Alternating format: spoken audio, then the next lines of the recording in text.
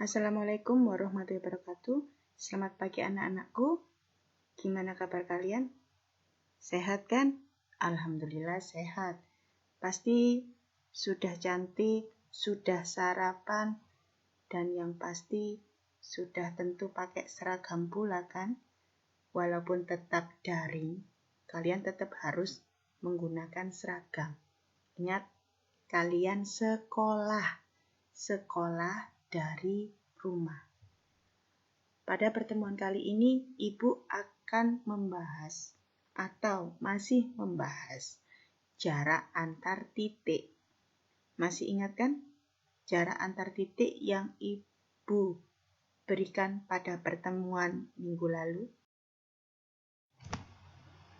Kita review jarak antar titik pada pertemuan minggu lalu.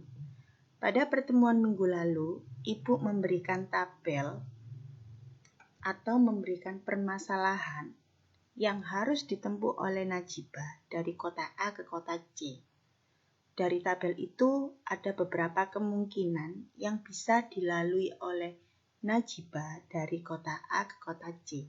Antara lain, kemungkinan pertama, Najibah dari kota A ke kota C bisa melalui D. Kemungkinan kedua, dari kota A ke kota C melalui kota D dan B. Dan kemungkinan yang ketiga, dari kota A langsung menuju kota C. Atau ada kemungkinan lagi, dari kota A ke kota C hanya melewati B. Dan yang terakhir, kemungkinan terakhir adalah dari kota A ke kota C melewati B dan D. Dari kemungkinan tersebut, dapat pula kita hitung berapa jaraknya atau berapa lintasannya. Untuk lintasan yang pertama, dari A, D ke C, kita dapatkan lintasannya sebesar 43. Untuk lintasan yang kedua, A, D, B, C, kita dapatkan 55. Untuk lintasan yang ketiga, A, C, kita dapatkan 27. Untuk lintasan yang keempat, A, B, C, kita dapatkan 34. Dan lintasan yang kelima kita dapatkan adalah 56. Dari tabel ini dapat kita katakan bahwa jarak antar titik didefinisikan sebagai lintasan terpendek antar titik tersebut.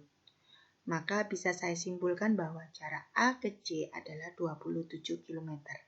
Dari 5 kemungkinan tersebut, yang lintasannya paling pendek adalah kemungkinan nomor 3, yaitu 27.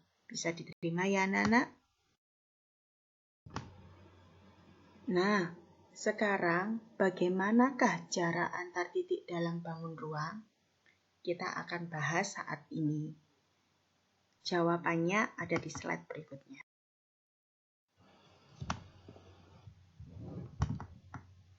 Mungkin dari kalian ada yang bertanya, bagaimanakah menghitung jarak antar titik dalam bangun ruang? Tapi sebelum kamu bisa menghitungnya, kalian harus lebih dulu bisa mendeskripsikan jarak antar titik dalam bangun ruang tersebut. Maka hari ini kita akan membahas bagaimana sih cara mendeskripsikan jarak antar titik dalam bangun ruang. Yang kedua, bagaimana sih cara menentukan jarak antar titik dalam bangun ruang. Untuk lebih memahami tentang deskripsi jarak antar titik, maka perhatikan tabel berikut. Nomor 1, di situ ada kubus A, B, C, D, E, F, G, H. Manakah yang merupakan jarak antara titik F dan G?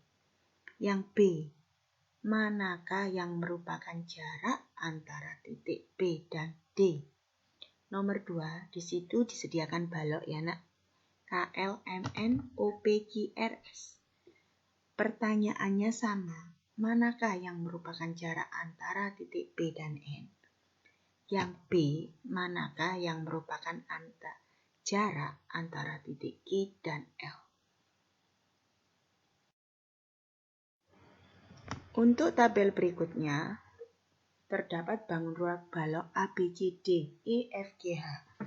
Pertanyaannya sama, manakah yang merupakan jarak antara titik E dan F?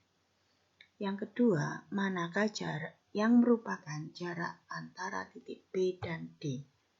Untuk nomor 4, terdapat 5 segi 4. Manakah yang merupakan jarak antara titik dan D? Manakah yang merupakan jarak antara titik B dan D? Jika kamu memahami pengertian atau deskripsi jarak pada pertemuan minggu lalu, saya pastikan kalian bisa menjawab.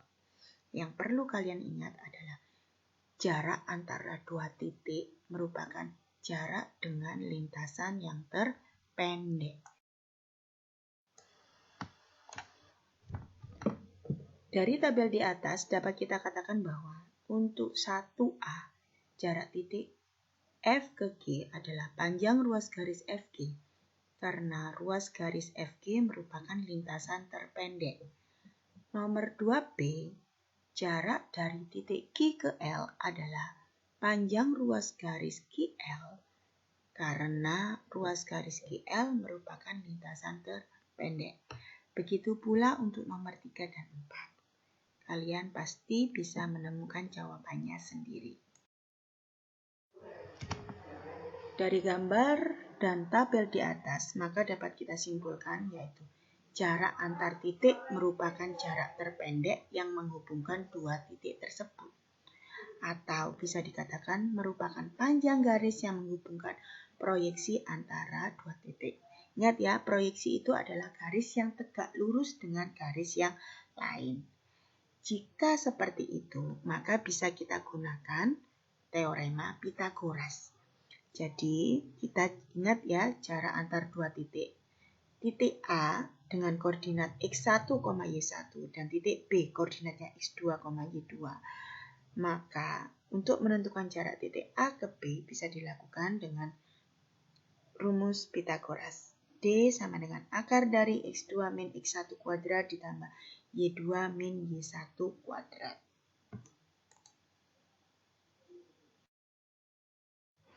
Berikut Ibu berikan contoh permasalahan. Diketahui limas beraturan TABC dengan bidang alas berbentuk segitiga sama sisi. TA tegak lurus dengan bidang alas. Jika panjang AB 4 akar 2 cm dan TA 4 cm, tentukan jarak antara titik T dan C. Alternatif penyelesaiannya adalah sebagai berikut. Limas TABC, kita ketahui bahwa TA tegak lurus bidang alas.